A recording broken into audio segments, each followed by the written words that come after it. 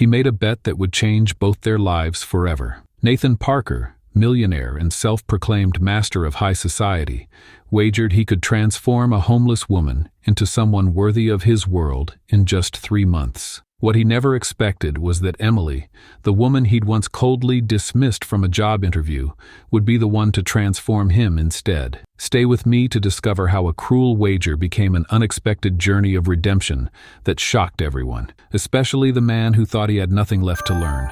In the sprawling penthouse of Manhattan's most exclusive high-rise, Nathan Parker sipped his morning espresso while overlooking the city from floor-to-ceiling windows. The stock market numbers scrolled across his tablet. Another day, another million. For Nathan, the world was a playground built specifically for people like him, people who understood the true language of power. 3 generations of Parker wealth had insulated Nathan from life's harsher realities.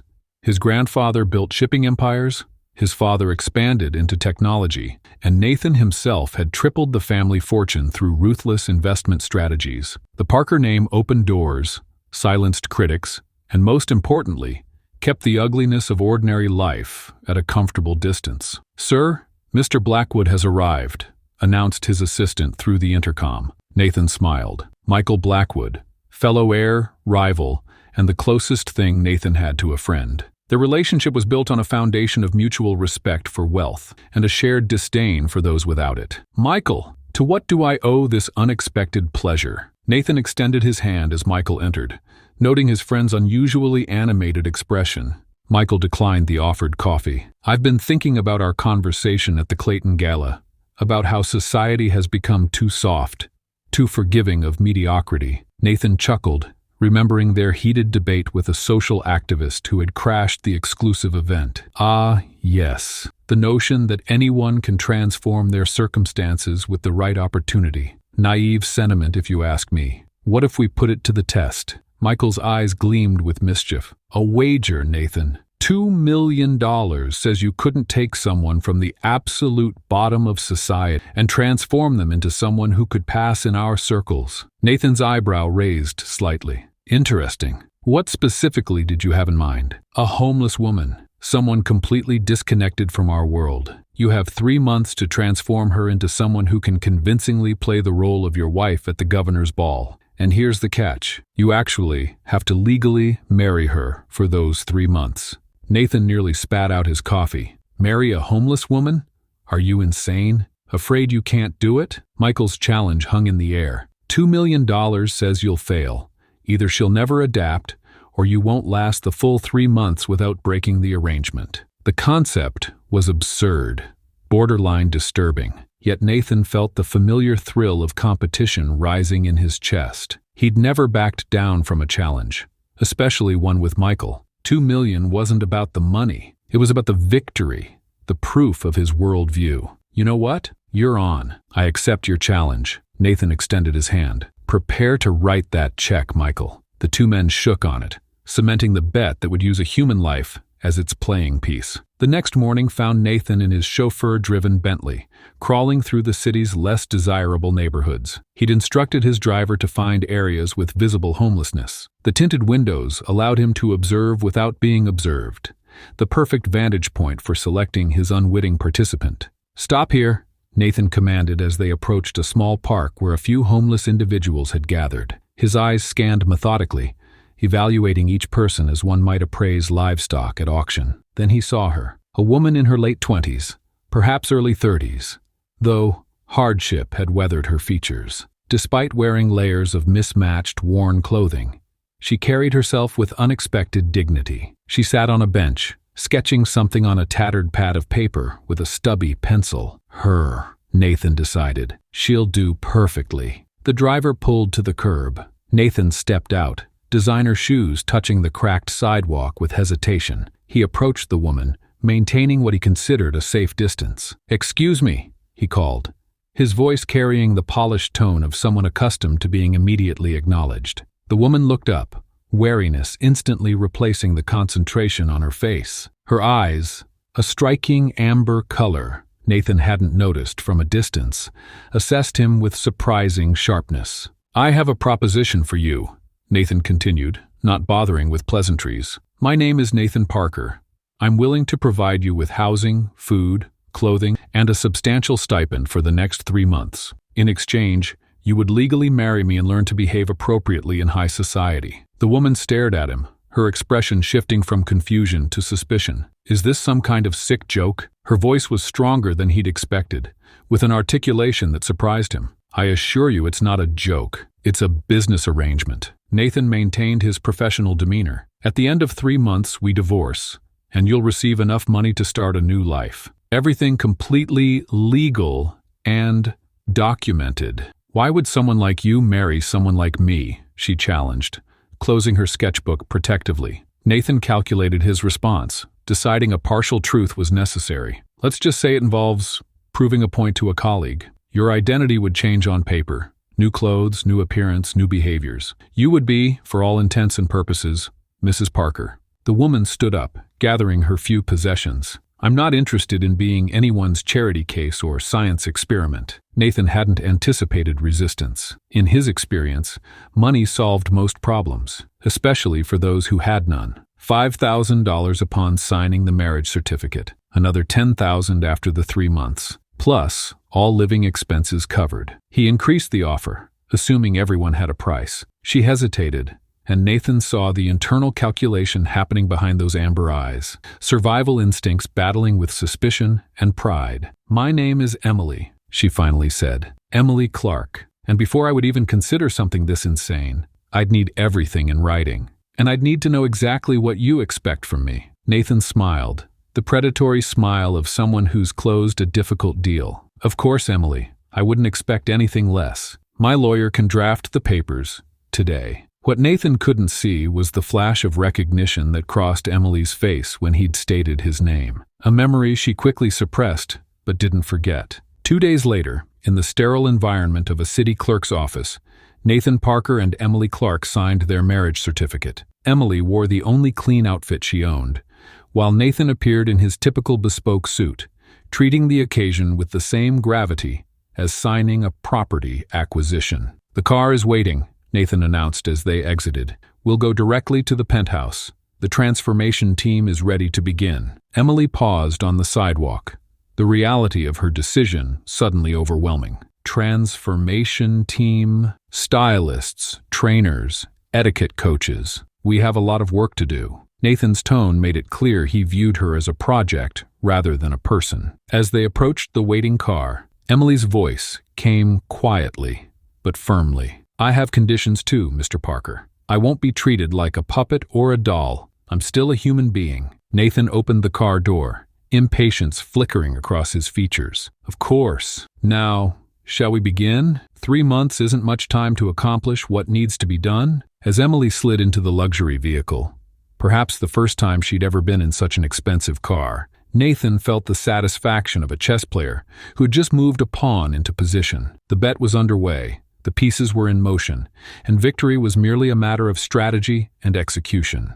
As the luxury car glided through Manhattan, Emily clutched her worn sketchbook with white knuckles, her mind fixed not on the leather seats or the champagne cooling in the mini-fridge, but on a deeply unsettling feeling. The wealthy forget faces they've stepped on to climb higher, but the trampled remember every detail of the boot. Emily's first days in Nathan's penthouse unfolded like a surreal dream. She moved through rooms larger than any apartment she'd ever lived in, her fingertips barely grazing surfaces worth more than everything she'd ever owned. The staff regarded her with thinly veiled curiosity, this shabby woman, who their employer had suddenly married. They maintained professional courtesy while keeping emotional distance, leaving Emily isolated in a house full of people. At night, she would sit by the floor-to-ceiling windows, staring at the tiny lights of the city below, wondering how many of those pinpricks represented people like her former self, struggling,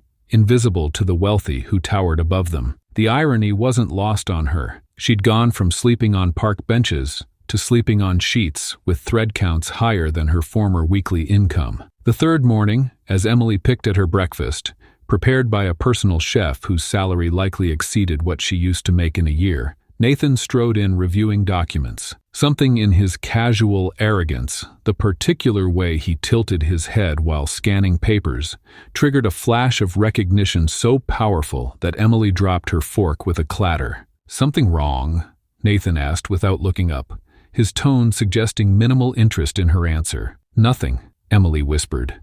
But inside, a storm was brewing. Later that day, alone in her suite, Emily paced frantically as memories crystallized. 3 years ago, the corner office of Parker Industries. Her portfolio clutched to her chest, the interviewing panel, and there he was, Nathan Parker, barely glancing at her impressive artwork before dismissing her with cutting words. This level of work might find a home in community newsletters, but Parker Industries maintains a certain standard of excellence. The memory of that day crashed over her like a physical blow. She'd spent weeks preparing for that interview, the position promising stability and a chance to use her artistic talents. That rejection had been the first domino in a catastrophic chain, losing her apartment when she couldn't make rent, depleting her savings, taking progressively less desirable jobs until eventually there were no jobs and no home. Emily slid down against the wall, hugging her knees as the full weight of the realization settled in. The man who had casually destroyed her life didn't even remember her face. The psychological impact of that humiliation had been devastating. Research showed that such professional rejection often leads to significant emotional distress and hindered growth. For Emily, it had begun a downward economic spiral that eventually left her homeless. At dinner that evening, Emily studied Nathan's face across the table. He scrolled through his phone between bites, completely unaware of her scrutiny. The privilege of forgetting was perhaps the most insulting aspect. While that interview had altered the course of her life, for him it was so insignificant that it hadn't registered at all. "You really don't remember me, do you?" The words escaped before she could contain them. Nathan looked up, momentarily confused. "Remember you?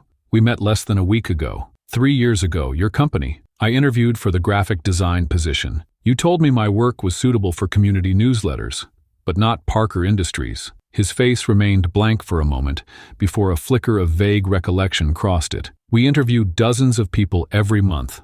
I can't be expected to remember everyone who didn't make the cut." The casual dismissal ignited something in Emily, a blend of rage and determination. That interview was the beginning of everything falling apart for me. I lost my apartment, then everything else. "And you don't even remember." Nathan set down his phone, appearing mildly inconvenienced by this conversation. "Look, business decisions aren't personal. If you weren't hired, there was a reason. The market is competitive." "Not personal?" "It became very personal when I ended up sleeping on park benches because of that business decision." Nathan's jaw tightened. "You can't possibly blame me for your situation. Parker Industries rejects hundreds of applicants. They don't all end up homeless." His response confirmed everything Emily had suspected about his character. The distance between their worlds wasn't just financial, it was moral. Research showed that confronting past tormentors often triggered intense emotional responses, including anger and sadness, and Emily was experiencing the full spectrum. That night, alone in her room, Emily made a decision. She could walk away now, but what would that accomplish? The arrangement offered her financial security she desperately needed. More importantly, it offered proximity to Nathan Parker, the man who had forgotten her but would soon be forced to see her, to acknowledge her existence and worth. The next morning, Emily approached the breakfast table with renewed purpose, setting her sketchbook down with deliberate care. "I'd like to establish something," she said as Nathan looked up from his newspaper. "This arrangement, this bet of yours, I'm going to see it through. But understand that I'm not just some project for you to mold. I'm a person with skills, talents, and dignity that existed long before you found me on that street." Nathan's expression registered surprise at her directness. "I never suggested otherwise. You didn't have to suggest it. It's in every assumption you make." Emily held his gaze steadily. "You think this is just about making me presentable enough not to embarrass you. But I'm going to show you something else entirely." A peculiar tension settled between them. No longer simply employer and project, but adversaries with a complicated history only one of them fully understood. Emily's determination to endure their arrangement had transformed from mere financial necessity into something more potent, a quest for justice, for recognition, for Nathan to finally see the consequences of his casual cruelty. In the following days, Emily approached every lesson with calm determination. When the etiquette coach corrected her posture, she complied without complaint. When the stylist suggested cutting her hair, she agreed with serene confidence. But beneath this compliance was a strategic patience. Emily wasn't just learning the rules of Nathan's world. She was studying how to navigate them for her own purposes. What Nathan failed to understand was that Emily's experiences had forged in her a resilience that his privileged life never required of him. She had rebuilt herself from nothing once before. Doing it again under far more comfortable circumstances was well within her capabilities. Many individuals find strength in their resolve to confront those who have wronged them, using their experiences as motivation to reclaim their agency. And Emily was embodying this psychological response to trauma. Nathan Parker's meticulous plan to transform Emily was unfolding exactly as scheduled. His personal assistant had compiled a detailed itinerary. Stylists each morning, diction coaches in the afternoon, and etiquette trainers before dinner. Like any business project, Emily's transformation had been broken down into measurable objectives with target dates. Nathan had even requested weekly progress reports, complete with before and after photos, to document the evolution of his investment. What he hadn't planned for was Emily's stubborn resistance to being molded like clay. During her third session with Madame Beaumont, an aging French etiquette coach with a reputation for transforming even the most uncouth individuals into passable aristocrats, Emily refused to practice the proper way to exit a limousine. "I fail to see how spending an hour practicing leg positioning will help actual human beings," Emily said, crossing her arms. "Shouldn't good manners be about making others comfortable rather than these arbitrary rules?" Nathan, who had been observing from the doorway, felt his jaw tighten. This wasn't the first time Emily had questioned the process. Just yesterday, she had debated with the image consultant about the sustainability practices of luxury fashion brands. "Emily," Nathan interrupted, his voice tight with controlled frustration, "everyone here is trying to help you. Your resistance is wasting both their time and my money." Emily turned to him, her eyes bright with challenge. "I didn't ask to be helped. You're the one who needs me to change for your bet. I'm cooperating, but I won't pretend these lessons are for my benefit."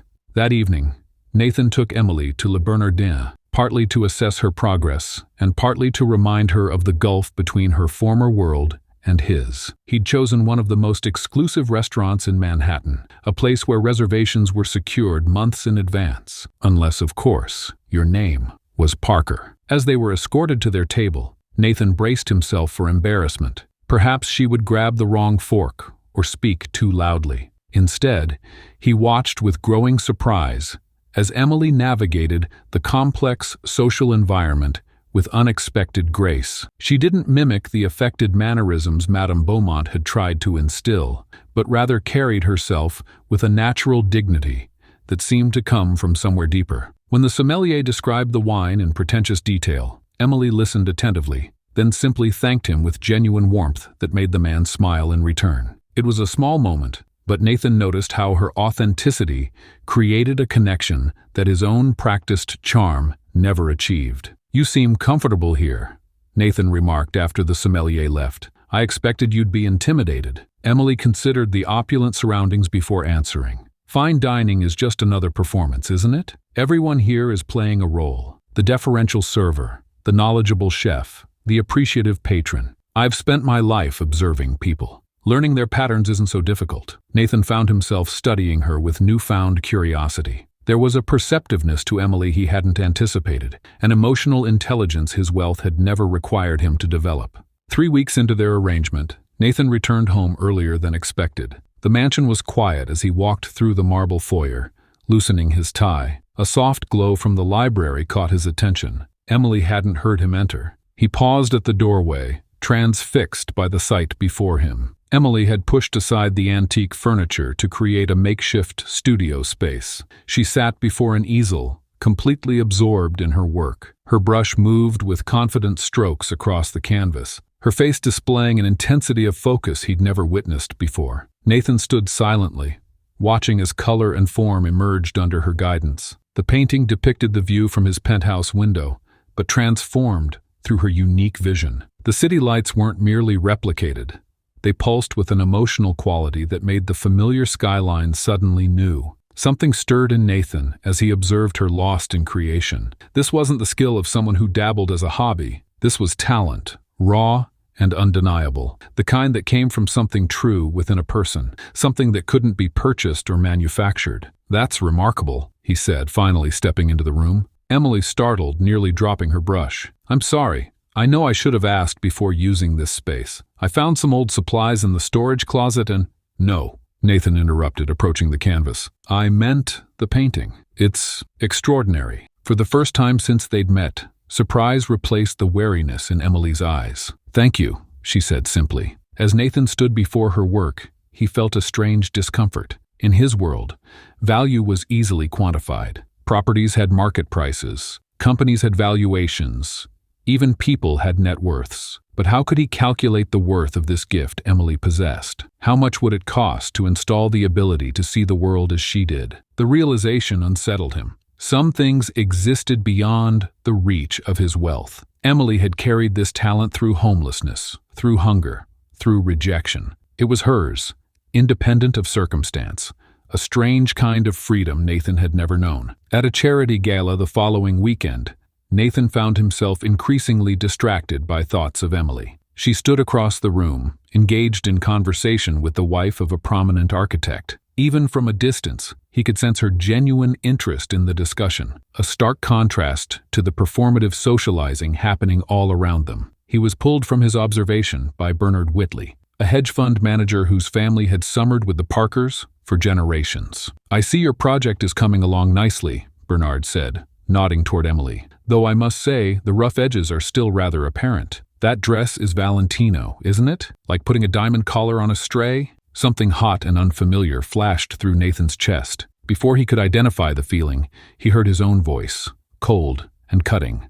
"I'd rather spend an evening with her genuine conversation than endure another minute of your tired posturing, Bernard." And for the record, Emily's perspectives on Giacometti's work, which she shared at dinner last week, showed more insight than I've heard from you in 20 years of acquaintance. Bernard's face reddened, his mouth opening and closing wordlessly. Nathan was equally shocked by his own outburst. He had never defended anyone like this, certainly never at the risk of a valuable business connection. As Bernard retreated, Nathan caught Emily watching him from across the room, her expression unreadable. He felt strangely exposed, as though she had witnessed something he hadn't intended to reveal. Later that night, as his driver took them home, Nathan stared out at the passing city lights. Something was shifting inside him, subtle but undeniable. For the first time, he questioned whether winning the bet was still his primary motivation. The thought of Emily returning to the streets after their 3 months made him uneasy in ways he couldn't articulate. "You defended me tonight," Emily said quietly, breaking the silence. "Why?" Nathan continued, looking out the window, uncomfortable with her direct question. Bernard was being an ass. His comment was unwarranted. "You've heard worse said about me. You've thought worse yourself." Her simple observation hung between them, impossible to deny. The Nathan of 3 weeks ago would have laughed along with Bernard, perhaps even added his own cutting remark. That night, instead of sleeping, Nathan paced his study until dawn, Emily's words echoing in his mind. 3 weeks earlier, he'd been focused on transforming her appearance, but now he found himself desperate to prove he wasn't the same cold man who'd made that bet. Something fundamental was changing inside him, a renovation of character no amount of money could purchase. And as the first rays of sunlight streamed through his window, an idea took shape. It started with a small sketch he'd found tucked beneath a book in the library. Unlike the painting he'd previously encountered, this was a quick study of the garden fountain, rendered with remarkable sensitivity despite the limited materials. Over the following days, Nathan began noticing more of Emily's work. Delicate drawings on napkins,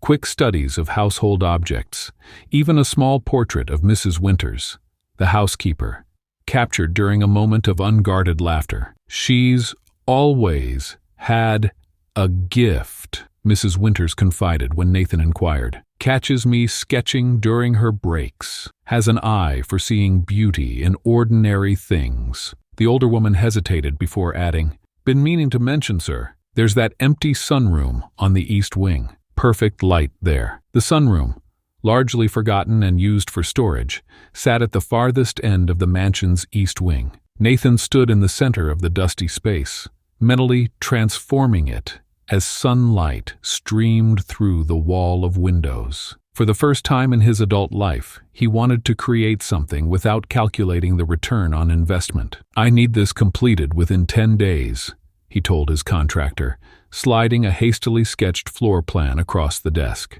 "And absolute discretion is essential. Ms. Clark cannot know about this project." The contractor raised an eyebrow at the urgency, but nodded. "We'll need to work nights when she's asleep and during her scheduled outings." Nathan found himself personally involved in every decision, researching the ideal northern exposure for artists, consulting with art supply specialists about which materials would best complement Emily's emerging style, even selecting ergonomic furniture that would support hours of creative work. "No, that easel won't do," he said, rejecting an expensive imported model. "She tends to work standing, moving back and forth. She needs something more adjustable." The salesperson's surprise at his attention to such details barely registered with Nathan.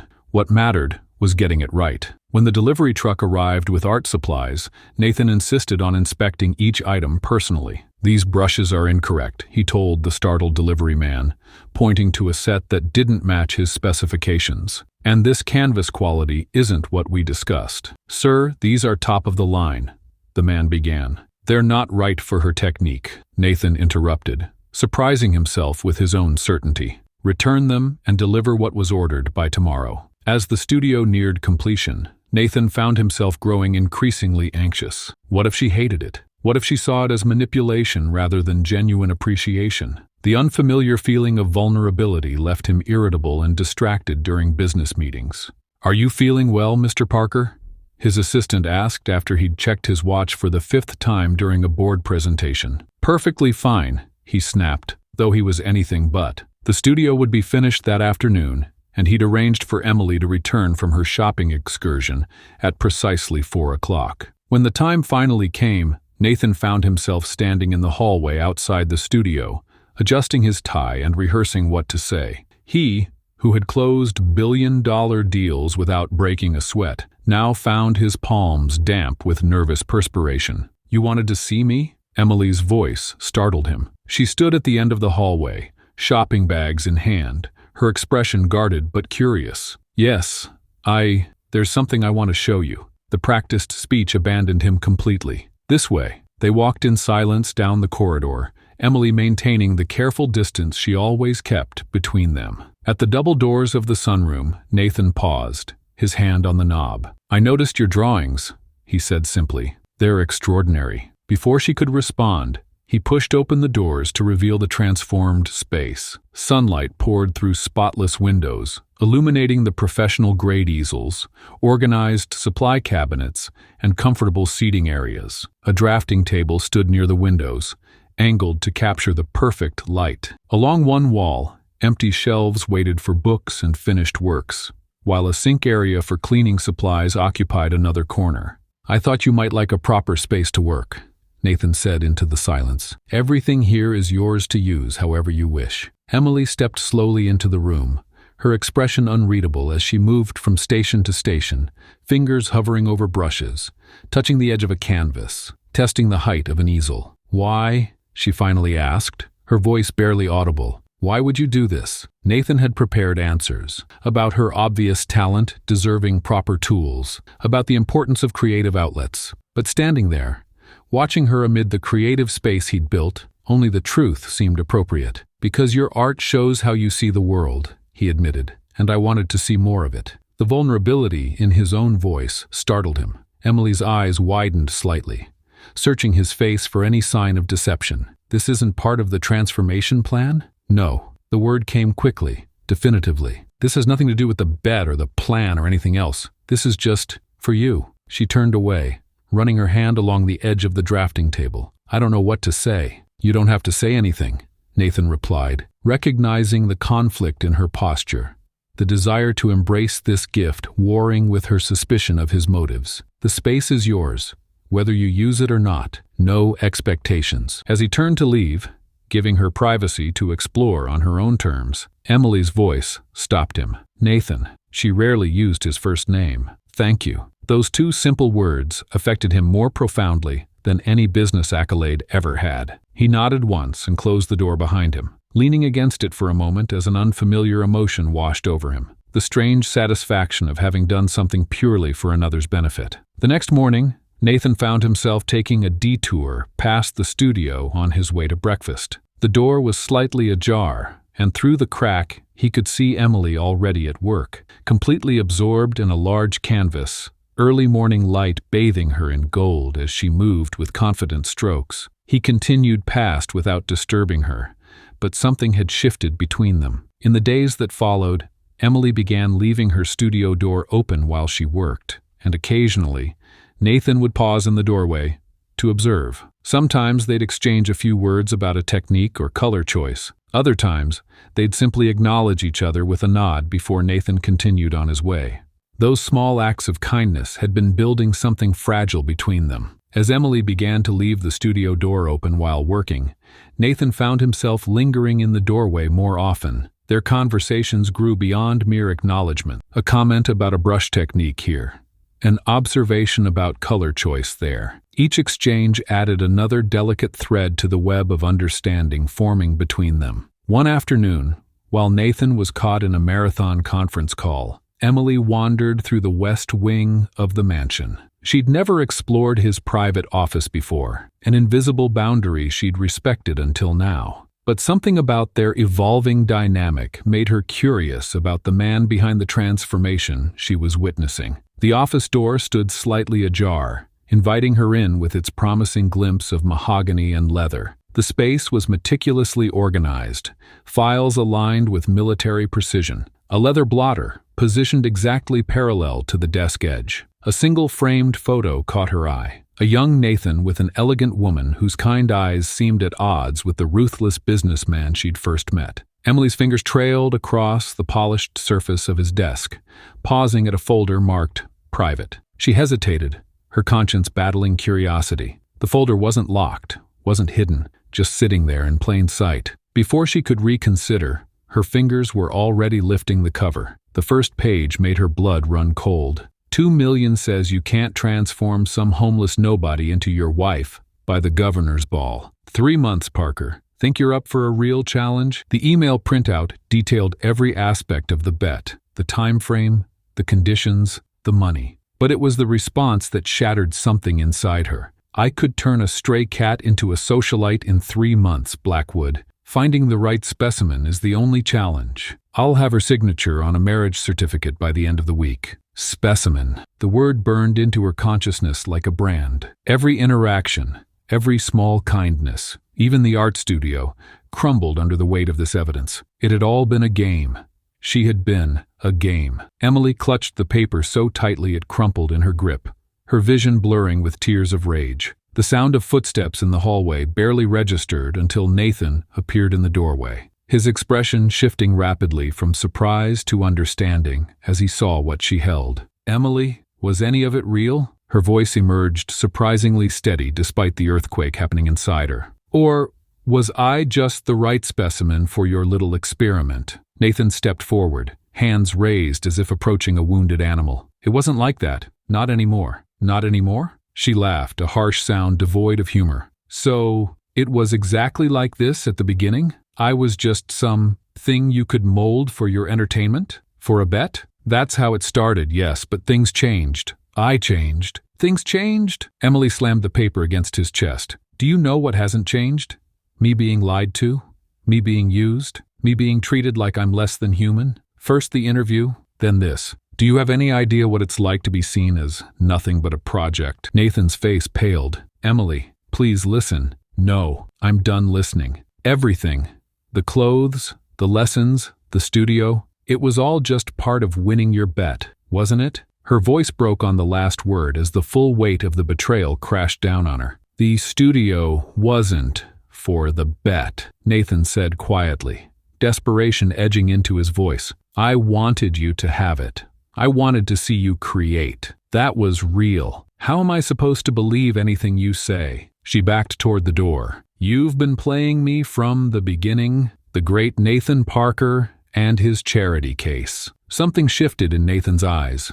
Fear. Not fear of losing the bet, or even of being caught, but fear of losing her. It was an expression she'd never seen on his face before, and in any other circumstance, it might have given her pause. Emily, I don't care about the bet anymore. I've been trying to figure out how to tell you, how to make this right. There is no making this right, she shouted. You can't fix this with another room or another gift.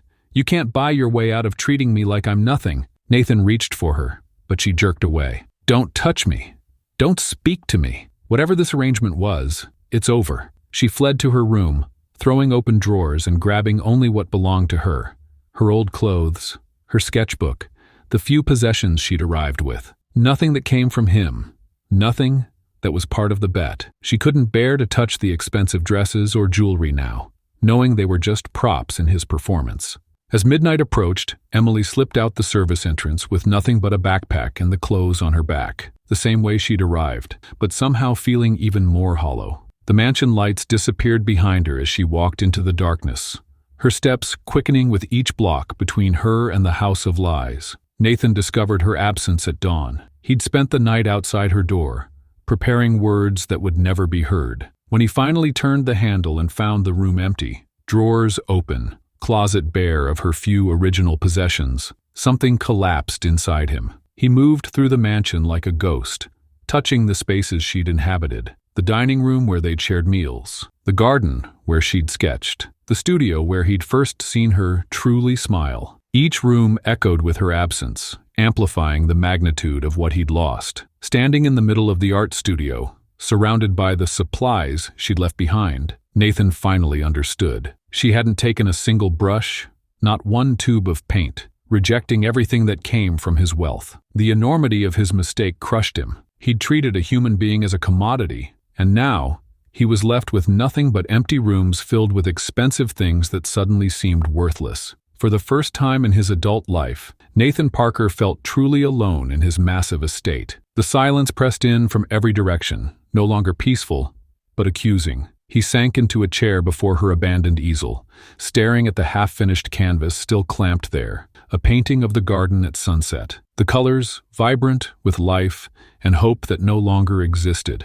That half-finished canvas became Nathan's breaking point, the exact moment when winning a bet transformed into a desperate race against time. While Emily faced the harsh reality of returning to homelessness, Nathan faced something equally terrifying, the recognition that he'd just lost the only person who had ever made his mansion feel like a home. His carefully constructed world of business meetings and social obligations collapsed under the weight of her absence. Nathan canceled 3 major investment calls without explanation and ignored the persistent buzzing of his phone. Nothing mattered now except finding her. Where would she go? He muttered, pacing frantically. The irony wasn't lost on him. He'd picked Emily precisely because she had nowhere else to go, and now that same fact made her impossible to find. The streets of New York suddenly seemed endless, a labyrinth designed to swallow one woman and hide her from him forever. Nathan ordered his driver to take him to the park where he'd first met Emily. As the Bentley glided to a stop, he barely recognized his reflection in the window. Hair disheveled, tie loosened, dark circles forming under his eyes. When had he last slept? It didn't matter. He stepped out into the biting wind, the cold he'd never bothered to notice before now cutting through his expensive coat. I'll check the west side, he told his driver. You take the east. Call me immediately if you see her. For hours, Nathan wandered through areas of the city he'd previously only viewed through tinted windows. He showed Emily's photo to everyone, street vendors, other homeless individuals, anyone who might have seen her. Most regarded him with suspicion, this clearly wealthy man suddenly interested in a homeless woman. Their distrust was another painful mirror reflecting his past indifference. By nightfall, with temperatures dropping dangerously, Nathan's panic intensified. He'd expanded his search to shelters, but with limited beds available, many had turned people away. Outside one overcrowded facility, a woman in a worn staff jacket shook her head. Even if she came, We were full by 4 p.m., she explained. On nights like this, we have to turn away dozens. What happens to them? Nathan asked, his voice hollow. The woman's tired eyes met his. They find doorways, heating grates, anywhere to escape the wind. Some won't make it through the night. The casual brutality of her statement hit Nathan like a physical blow. This was the reality Emily had lived before him, the reality she'd returned to because of his callousness. He leaned against the brick wall, suddenly dizzy with the knowledge. His search continued into the second day. Nathan's assistant begged him to return for an emergency board meeting, but he dismissed her with uncharacteristic harshness. His appearance deteriorated further, stubbled cheeks, the same rumpled shirt, exhaustion etched across his face. The polished millionaire image he'd cultivated for decades dissolved with every hour she remained missing. In an alley behind a closed cafe, Nathan encountered a man arranging cardboard for the night. Something in the careful precision of the man's movements reminded him of Emily, that same dignity in the face of undignified circumstances. "You looking for someone?" the man asked, noticing Nathan's lost expression. Nathan showed him Emily's photo. The man studied it, then pointed north. "Saw her yesterday. She didn't look good. Shaking, you know. Wouldn't take help. Said she needed to be alone." Nathan's heart pounded painfully against his ribs. Where exactly? Green bench by the community garden, couple blocks up. But that was yesterday morning. Nathan ran, ignoring the burning in his lungs and the stares of passers-by. The community garden appeared ahead, a small patch of defiant green amid concrete. And there, on a bench partially sheltered by bare branches, was a huddled figure. He approached slowly, afraid she might run if she saw him. But as he drew closer, he realized she couldn't run, couldn't even sit upright. Emily was slumped against the bench's arm, her skin flushed with fever, breathing shallow and labored. "Emily," he whispered, kneeling before her. Her eyes fluttered open, unfocused and bright with fever. "Nathan?" Her voice was barely audible, confused. "Why are you here?" "To bring you home," he said, the simplicity of the statement surprising even him. She tried to push him away, a weak gesture that broke something inside him. "Not your project, not your bet." "No," he agreed, gently brushing matted hair from her forehead. "You're not a project. You never were.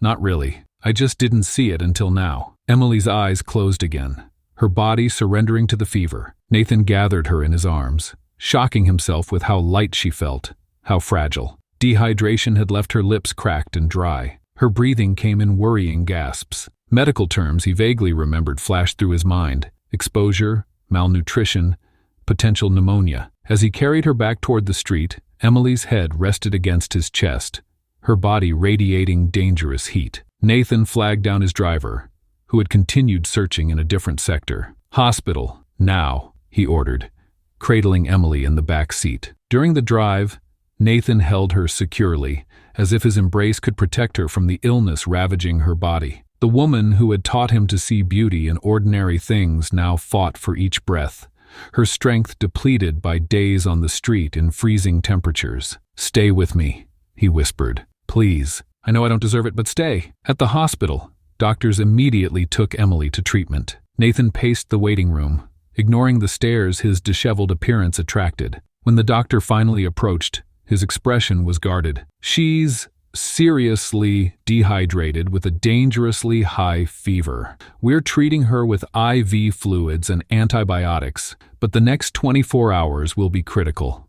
Are you family?" Nathan hesitated only briefly. "I'm her husband." The word felt different now, no longer a technicality from a contract, but a responsibility he desperately wanted to earn the right to claim. They allowed him into her room, where Emily lay small and vulnerable amid machines and tubes. Nathan sank into the chair beside her bed, taking her hand gently between his own. Her wedding ring, the one he'd chosen without consulting her tastes, was gone, likely pawned or lost during her time on the streets. "I'll earn it back," he promised her unconscious form. "Not the ring, your trust, however long it takes." Promises whispered at a hospital bedside are easy.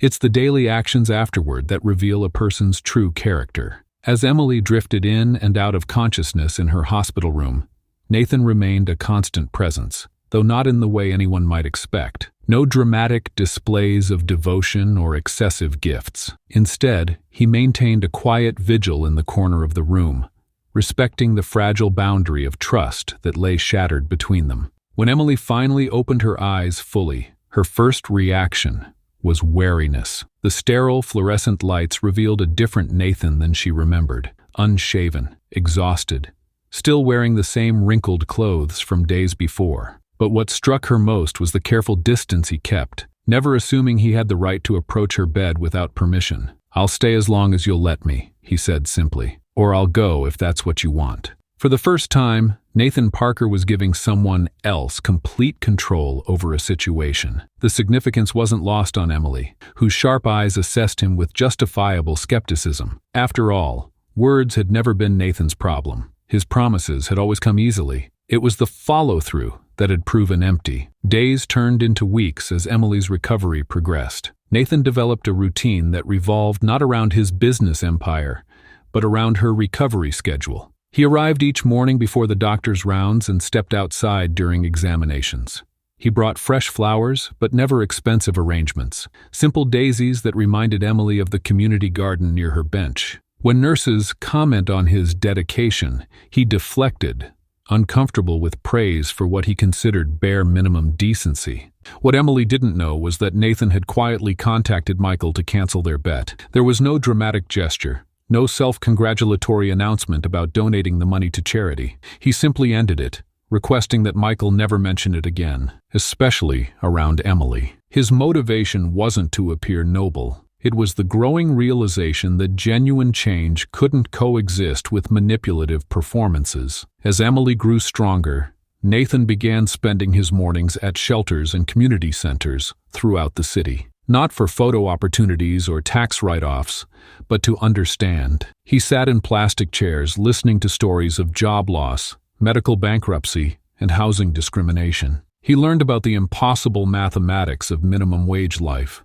where a single unexpected expense could trigger a cascade of catastrophes. Each conversation peeled away another layer of his privilege, exposing raw truths he'd spent a lifetime avoiding. One evening, during a companionable silence in Emily's hospital room, Nathan began speaking about his childhood. Not the polished narrative of privilege and expectation he usually presented, but something far more vulnerable. "My father believed emotions were inefficiencies," he said quietly, his eyes fixed on the window. "When I was 8, my dog died, a golden retriever named Charlie. I made the mistake of crying at the dinner table." Nathan's voice grew distant. "My father sent me away until I could control myself like a Parker. 3 hours later, when I returned with dry eyes, he nodded his approval and continued discussing quarterly projections." Emily said nothing, but her hand, resting on the hospital blanket, turned palm up. Not quite an invitation, but an acknowledgement. "I learned that success meant compartmentalizing feelings," Nathan continued. "Every business triumph reinforced the lesson that emotional distance was necessary for achievement." He finally looked at her. "I'm not offering this as an excuse, just context. I spent decades perfecting the emptiness my father valued, never questioning whether success without connection was worth anything." In these quiet conversations, fragile threads of understanding began to form. Not forgiveness, that would require far more, but perhaps the beginning of something genuine. When Emily was finally discharged, Nathan had prepared a separate guest suite in his mansion, complete with its own entrance. "Your privacy is absolute," he explained, handing her a key. "Stay as long as you need to recover. No expectations, no timelines." At the mansion, the staff noticed the changes in their employer immediately. The man who once barked orders without eye contact now asked Mrs. Winters about her grandson's baseball games. He learned the names of the groundskeepers and security personnel. When the young kitchen assistant dropped and shattered an expensive serving platter, Nathan helped clean up the mess, instead of demanding repayment from her salary.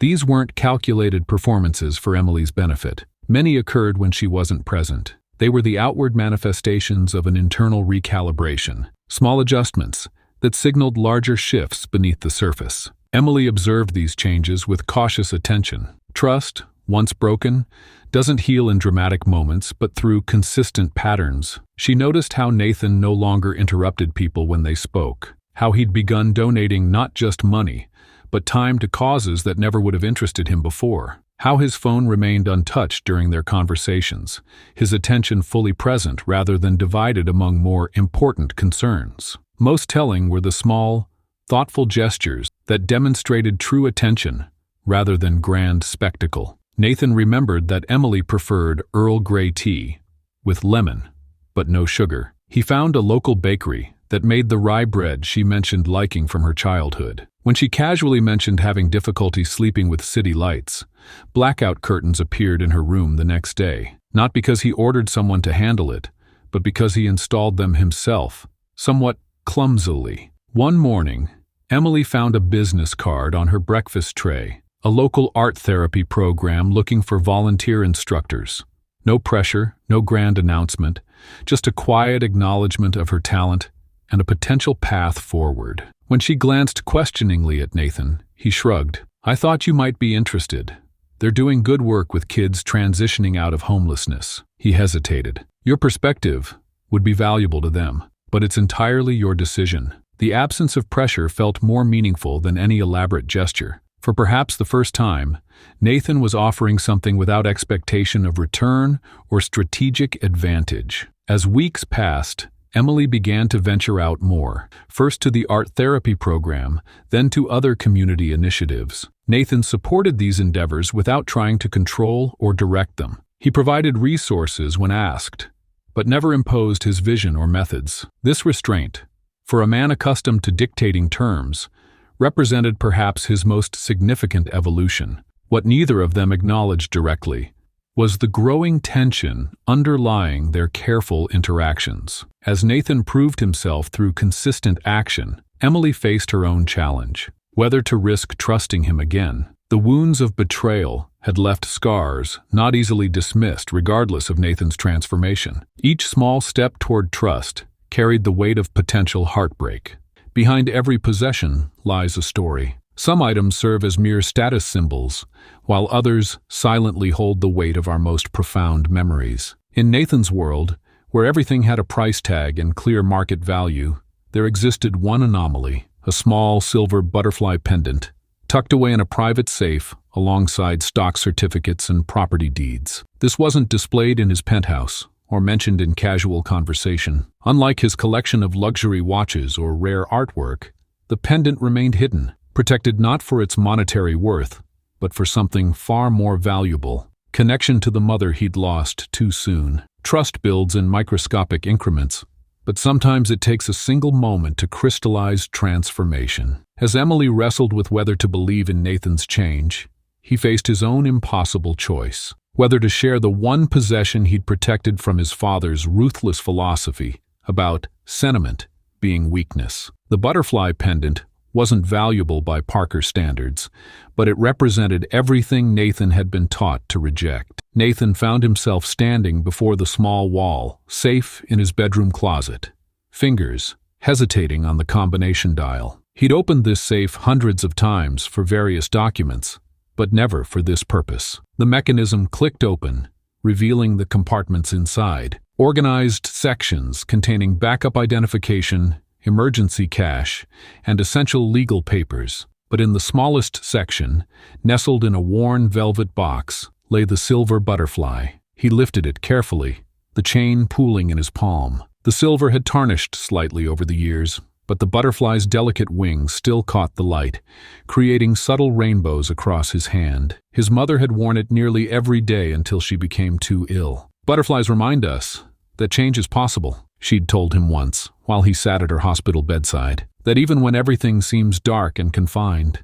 something beautiful is preparing to emerge." His father had scoffed at such sentimentality. After her funeral, he'd instructed Nathan to sell her jewelry collection, turn grief into productivity, he'd said coldly. Nathan had complied with everything except this pendant. He'd claimed it was lost, enduring his father's lecture about carelessness rather than revealing his small act of defiance. For 20 years, it had remained his secret, the one possession he'd never viewed as an asset to be leveraged, until now. Nathan closed the safe and walked to his window, pendant still in hand. Emily was in the garden below, sketching the late afternoon light as it filtered through the trees. In the weeks since her return, they'd established a careful rhythm, polite conversations, shared meals, and a growing comfort that neither acknowledged directly. But Nathan knew that beneath their civil interactions lay her lingering doubt. Words weren't enough. They never had been.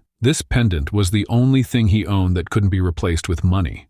The only possession that held genuine meaning rather than market value. Was he ready to share something so personal? The vulnerability of it made his chest tighten. More importantly, would Emily even understand what such a gesture meant? Or would she see it as another calculated move? He found her still in the garden an hour later, closing her sketchbook as the light faded. She looked up as he approached, her expression shifting from surprise to curious caution. "May I?" he asked, gesturing to the empty space beside her on the bench. She nodded, setting her pencils aside. The light was perfect today, the way it caught the leaves, almost like they were illuminated from within. Nathan sat, careful to maintain a respectful distance. "I wanted to give you something," he said, his voice quieter than intended. It's not like the studio or the other things." Emily's expression shifted subtly, wariness returning to her eyes. "This belonged to my mother," Nathan continued, revealing the small box in his palm. "It's the only thing I kept after she died." He opened it,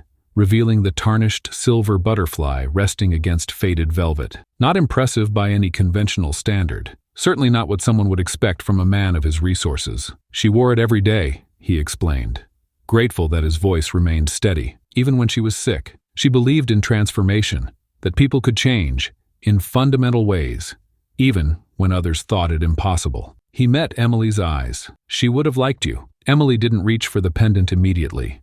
Instead, she studied his face with an intensity that made him want to look away. It was as if she was searching for something beyond his words, something in his expression that would reveal whether this was genuine. "Why are you giving this to me?" she asked finally. Nathan had prepared answers to many questions, but not this one. The truth emerged before he could filter it. "Because it's the only thing I own that matters to me, and because I want you to know who I really am, not just who I've pretended to be." Something shifted in Emily's expression, a softening around her eyes that he hadn't seen before. She reached out slowly, her fingers touching the pendant with a gentleness that matched its fragility. "The butterfly," she said quietly. "Symbol of transformation." "Yes. And you've kept this hidden all these years?" Nathan nodded. "My father would have seen it as weakness. Sentiment was inefficiency in his world." Emily held the pendant in her palm, studying the intricate wing pattern. This must have been very special to her. It was her mother's before her, a family tradition passed down.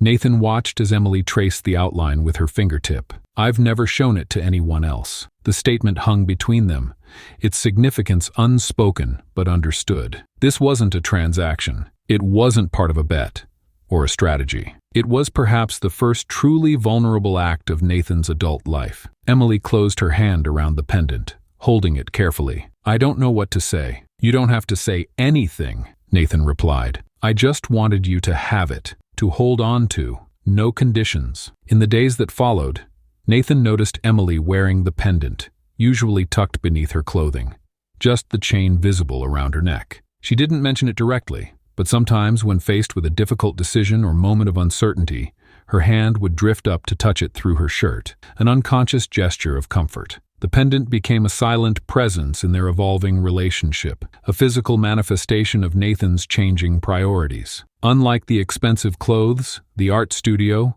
or any other material comfort he had provided, the butterfly held significance precisely because it couldn't be valued in dollars. Its worth came from memory, from history, from the emotional investment it represented. One evening, Nathan came upon Emily sitting by the fireplace, the pendant laid out on her palm as she polished it gently with a soft cloth. "I noticed it needed cleaning," she explained, looking up at him. "Silver tarnishes when it's worn every day." The implication that she intended to wear it every day, just as his mother had, wasn't lost on Nathan. It was perhaps the first clear indication that she was beginning to believe in his transformation, that there might be something worth preserving between them. "I used to watch my mother polish it," he said, sitting across from her. "She said the tarnish was part of its story, proof it had been loved and worn rather than locked away." Emily nodded, holding it up to catch the firelight. "That's how I see it too." Things shouldn't be preserved perfectly if it means they're never used for their purpose.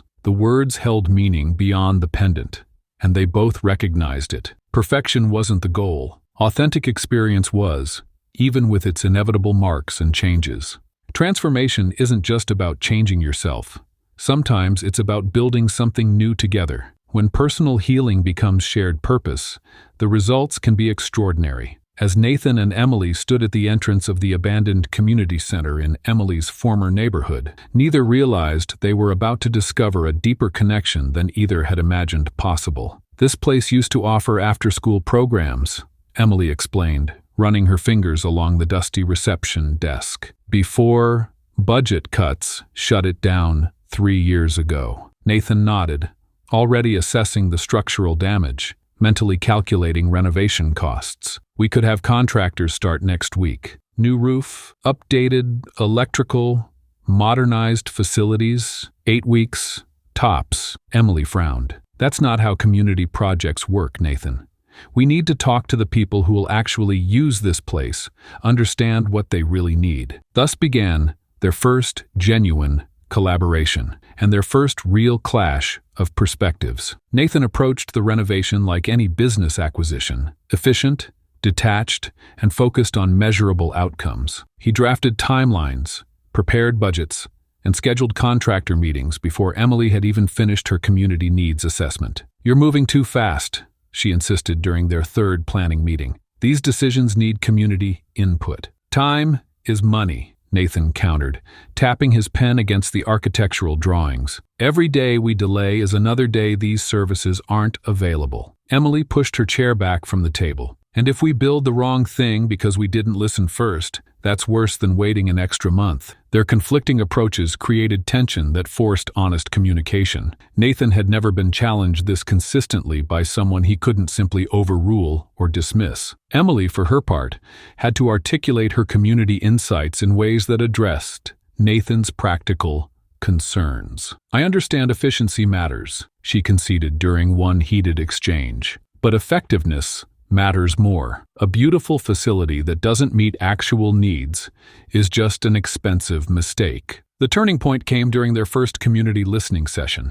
Emily had insisted on hosting an open forum before finalizing any plans. Nathan reluctantly agreed, expecting to endure hours of impractical requests. Instead, he watched as Emily skillfully guided the discussion, drawing out specific needs while managing expectations. The community's insights were practical and grounded, not wishful thinking as he'd assumed. Childcare services for working parents, job training programs, a computer lab with internet access for those who couldn't afford it at home. "You're good at this," he whispered as she smoothly redirected a heated debate about programming priorities. Emily just smiled, but he could see she appreciated the acknowledgement.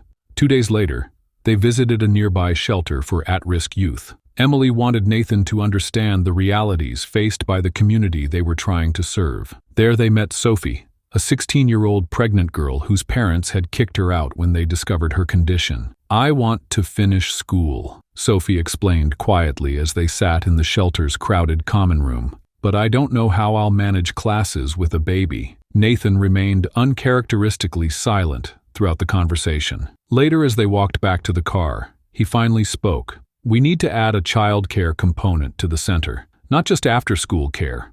Full-day options for parents pursuing education or employment." Emily glanced at him, surprised by the shift. "That would significantly increase the budget." "Some things are worth the investment," he said simply. What neither anticipated was how their work would heal their own wounds. For Emily, the community center became more than a project. It became redemption. Her artistic talents, once dismissed by Nathan in that fateful interview, now shaped the center's visual identity and arts programming. The skills she had been told weren't valuable enough were precisely what made the center feel welcoming rather than institutional. For Nathan, the project connected him to genuine human needs in ways his business success never had. He began listening more than speaking during community meetings, observing Emily's intuitive understanding of what people didn't say but desperately needed. "How did you know Mrs. Rodriguez needed transportation assistance? She never mentioned it," he asked after one particularly productive planning session. "She kept checking the clock during our conversation,"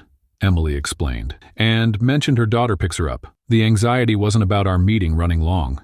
It was about burdening her family. Nathan's expression softened. I would have missed that completely. These moments accumulated, building a foundation of mutual respect. Nathan found himself increasingly deferring to Emily's judgment on community matters, while Emily came to value Nathan's strategic thinking and resource management. Their complementary strengths created something neither could have built alone. Nathan's business acumen secured funding partnerships that Emily's community connections couldn't have accessed. Emily's empathetic approach ensured those resources addressed real needs rather than presumed ones. When the Westside Community Resource Center finally opened its doors 6 months later, it represented the best of them both. The building was structurally sound and beautifully designed, with Nathan's efficiency evident in the thoughtful layout and state-of-the-art facilities. Emily's influence showed in the warm, inviting spaces and programming responsive to community feedback. The center's crowning achievement was its comprehensive support program for young parents like Sophie. Beyond basic childcare, it offered educational support, parenting classes, and career development, all designed to break cycles of poverty rather than simply manage them. We couldn't have done this alone, Emily admitted as they watched families stream into the opening celebration. Your connections made this possible. Nathan shook his head. Buildings and funding are meaningless without purpose. You brought the heart to this project. The center quickly became a vital community hub. Within months, success stories emerged. The mother who secured her first office job after computer training, the teenager who earned his GED while his child received care down the hall, the elderly residents who found purpose teaching cooking classes to neighborhood youth. Each success reinforced their partnership. Their weekly planning meetings evolved from tense standoffs to collaborative problem-solving sessions. They developed shorthand communication and inside jokes. They finished each other's sentences. We need to expand the after-school, Nathan would begin. Tutoring program to include weekends, Emily would finish. I was thinking the same thing. One evening, as they reviewed the center's first quarterly impact report, Nathan looked up to find Emily absorbed in the data. Her brow furrowed in concentration. The silver butterfly pendant hung visibly around her neck, catching the light as she leaned forward. What? She asked, noticing his gaze. I was just thinking, he said carefully, about how much I've learned from you. The simple statement carried weight beyond its words. Emily's expertise, once dismissed as worthless in that interview years ago, had become invaluable to him. Her perspective had transformed not just the community center, but his understanding of meaningful success. Their shared purpose had built a bridge between them, from antagonism to respect, from transaction to partnership. The community center wasn't just changing lives in the neighborhood, it had fundamentally altered their relationship. The budget meeting tomorrow, Emily said, changing the subject, but with a soft smile that acknowledged his words. The youth council has some ideas about the summer program. I'm looking forward to hearing them, Nathan replied, meaning it sincerely. As they gathered their papers to leave, their hands brushed briefly. Neither acknowledged the contact, but neither pulled away immediately either. Something had shifted between them, something beyond professional respect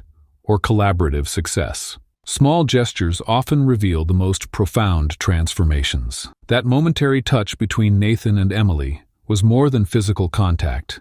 It was the first sign of a deeper connection forming beneath the surface of their arrangement. But even as they developed trust through their philanthropic work, the greatest test of their relationship still lay ahead. What happens when a man who built his empire on calculated decisions finally surrenders to complete vulnerability? The answer would come on their wedding night, when Nathan would make a confession that would force Emily to question everything she thought she knew about the man she'd agreed to marry. 6 months after the opening of the Westside Community Resource Center, Nathan and Emily stood in the garden of his estate, now truly theirs, beneath an arch of simple wildflowers. The ceremony couldn't have been more different from what would have satisfied the terms of the original bet. No photographers from society magazines, no political figures seeking photo opportunities, no excessive displays of wealth, just 30 guests who had become meaningful in their shared journey. Staff from the community center, families whose lives they'd touched, and even Sophie,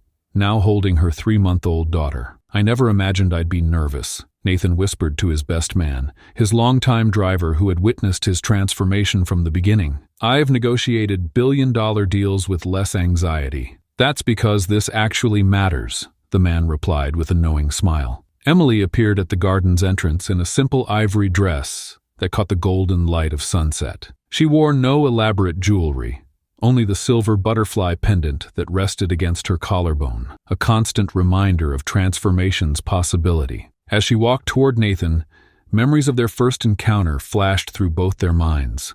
The cold transaction proposed on a street corner, the legal document signed in a sterile office, the calculation behind every interaction. How far they had come from that beginning. Their vows were simple, yet profound, acknowledging the unusual path that had led them to genuine love. No mention of the bet, no references to their painful past, just promises for the future they now chose together, with clear eyes and open hearts. Later that evening, after their guests had departed, Nathan led Emily to his office, a room that once represented everything about the man he used to be. The space had changed, just as he had. Gone were the intimidating leather chairs and imposing desk. The room had been transformed into a warm, inviting space, where they often collaborated on community projects. "There's something I need to show you," Nathan said, his voice carrying an unfamiliar note of nervousness. He unlocked a drawer and removed a thick folder of documents. "I've wanted to tell you this for months, but I needed everything finalized first. I wanted actions, not just promises." Emily sat beside him, curious but unafraid. The trust between them had been hard-won through consistent acts of integrity, not grand gestures or emotional declarations. "You know I canceled the bet with Michael," Nathan began, spreading the first document before her. "What you don't know is that I've done much more than that." The paper detailed the transfer of $2 million, the exact amount of the bet, to the foundation they had established together. "This is just the beginning," he continued, revealing document after document. "I've restructured Parker Industries from the ground up. 15% of all company profits now automatically fund our community initiatives. I've established an internal policy that requires all departments to create internship positions for graduates of our center's job training programs." Emily's eyes widened as she processed what she was seeing. These weren't just charitable donations. This was a fundamental restructuring of how Nathan's business operated in the world. "The board fought me on this," Nathan admitted with a self-deprecating smile. 3 members resigned in protest. "But I realized something important. I don't want to be successful in a way that perpetuates the problems we're working to solve." He showed her architectural plans for affordable housing developments on prime real estate Nathan had previously reserved for luxury condominiums. Next came documentation of a new corporate ethics division with oversight powers unprecedented in the industry. "This isn't charity," Nathan explained, his voice gaining confidence as he shared the vision he'd been developing. "It's sustainability. It's building a legacy that matters." The transformation of Parker Industries mirrored Nathan's personal journey, from viewing value solely in terms of profit to recognizing the interconnectedness of business and community well-being. Each document revealed another layer of change, another decision that the old Nathan Parker would have dismissed as sentimental foolishness. As Emily processed the scope of these changes, she noticed something remarkable about Nathan's demeanor. The vulnerability in his eyes wasn't just about revealing his plans. It was about showing her his complete self without reservation. For a man who had spent decades building walls around his emotions, this transparency was perhaps the most significant transformation of all. "Why didn't you tell me sooner?" Emily asked, softly. "Because words are easy," Nathan replied. "I've made promises before. To investors, to partners, to myself. But this needed to be real before I shared it with you. I needed to know that if you chose to stay with me, it wouldn't be because of what I said I would do, but because of what I had already done." Emily understood then that this night wasn't just about their wedding vows, or even the restructuring of Nathan's company. It was about Nathan finally allowing himself to be seen completely.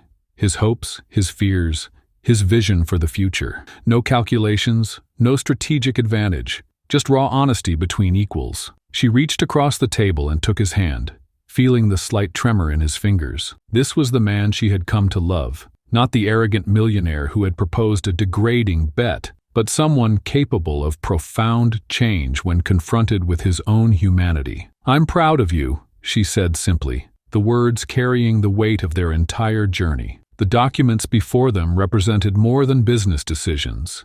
They symbolized the bridge between their past and future. What had begun as a cruel wager had transformed into a genuine partnership built on mutual respect and shared purpose. The transaction that brought them together had evolved into something neither could have predicted. A relationship where both had changed the other for the better. As they sat together reviewing the details of their shared vision, Emily realized that the wedding ceremony earlier that day hadn't been the true beginning of their marriage. Their true union had been forming gradually through hundreds of small moments, difficult conversations that ended in understanding, compromises that strengthened rather than weakened them, and the daily choice to see and value each other's humanity. For Nathan, this moment represented complete liberation from the prison of his former self. The man who measured everything and everyone in terms of utility and profit. The relief of being fully known and still accepted was overwhelming. For the first time in his adult life, he had nothing to hide, no persona to maintain, no calculations running in the background of every interaction. Together they spent the night planning not just their future, but the future of the communities they served. Their conversation flowed between personal dreams and public initiatives, between intimate hopes and ambitious goals. The artificial boundary between business and personal life, a distinction Nathan had once maintained with rigid discipline, had dissolved completely. As we close this incredible journey, it's worth reflecting on the profound lesson at its heart. The greatest discovery of my generation is that a human being can alter his life by altering his attitude, William James once said. Words that perfectly capture Nathan and Emily's transformation. What began as a cruel wager evolved into something neither could have imagined. Their story proves that true change isn't about appearances, but about seeing through different eyes. For Nathan, the man who thought he would transform a homeless woman into someone worthy of his world, the ultimate shock was discovering his world needed transformation instead. The greatest metamorphosis wasn't Emily adapting to high society, but Nathan learning to recognize humanity in those he once dismissed. Their journey reminds us that transformation is always possible, even for those who seem furthest from redemption, but only when we open ourselves to being changed by the very people we once looked down upon.